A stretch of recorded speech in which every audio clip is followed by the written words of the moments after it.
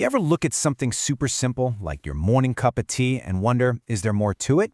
Well, sometimes a single name can hide thousands of years of history, a journey across an entire continent, and even a secret pronunciation. Today, we're going to dive into Liu'an Tea, a brew whose name is a puzzle that, once you solve it, tells this amazing story of identity and transformation. Okay, so let's get right to the heart of the mystery. You see the character for 6 in its name. Now, in Mandarin, you'd normally pronounce that Liu, but for this specific tea, from this specific place, nope, it's pronounced Lu. So what's the deal? Is it just a mistake? Not at all. It's actually a linguistic key that unlocks a much deeper story about where this tea comes from. So here it is, side by side. It's the exact same character. On the one hand, you've got Liu, which just means the number 6. Simple enough. But when it refers to this one particular historical place, bam, it becomes Lu. This is this really cool thing in the language called a special reading. It's kind of like a VIP pass for place names with some serious history behind them.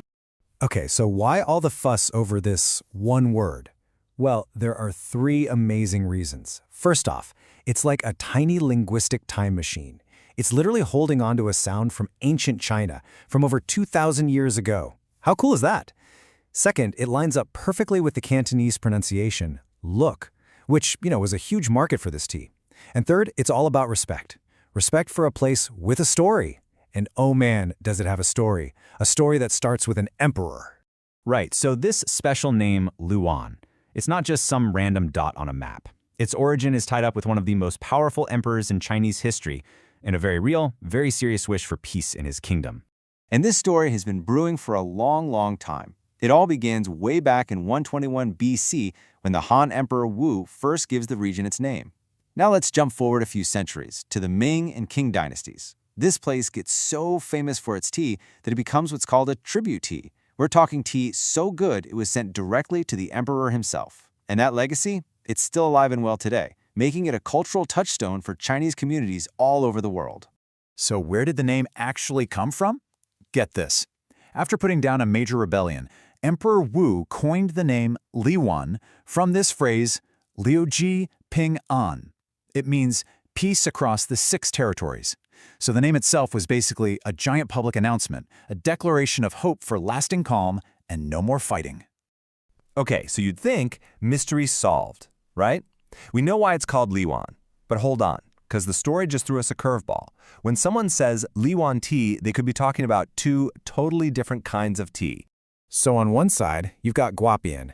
Think of a super fresh, bright, almost zesty green tea, really crisp.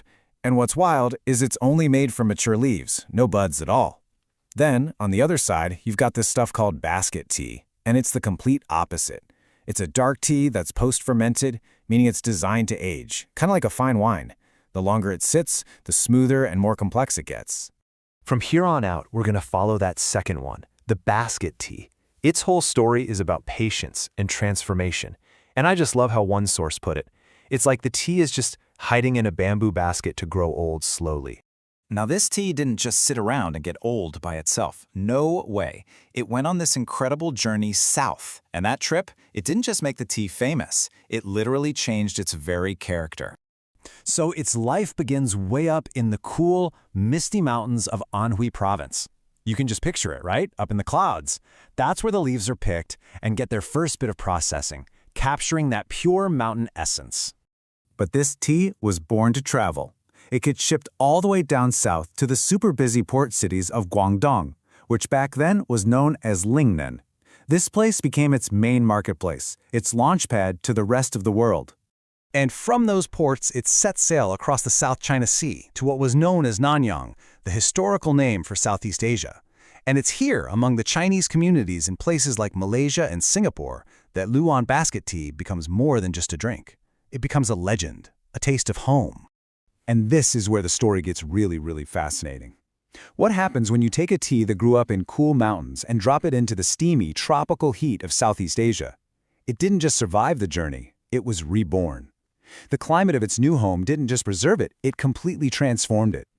You can almost think of it as Nanyang magic. First, all that constant heat and humidity acts like a second awakening, kickstarting chemical reactions that unlock aromas that were just sleeping in the tea. Then, the local water, which is really soft, helps mellow out any of the tea's natural bitterness. And the result? All this hidden sweetness and the amazing fragrance from its bamboo wrapper can finally come out and shine. You know, this whole transformation is the perfect example of a classic saying in the tea world, Cha Sing Sui Shui. It means a tea's character follows the water. Basically, the very same tea leaves can taste wildly different depending on the environment. And for Liu'an Tea, Nanyang was a match made in heaven. And the end result of this whole epic journey is this beautifully smooth, mellow brew. People describe the taste as having these clean, woody notes, maybe a little hint of something medicinal, and most of all, that fresh, clear fragrance from the zongzi leaves it was wrapped in. It's just unmistakable. And this is what brings our entire story full circle.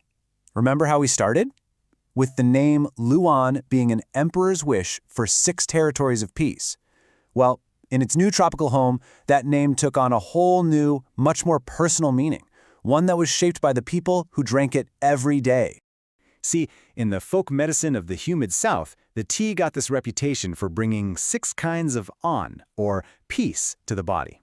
It was believed to bring peace to the stomach, peace to the mind, and help with everyday stuff like colds, feeling weighed down by the dampness, or soothing a sore throat.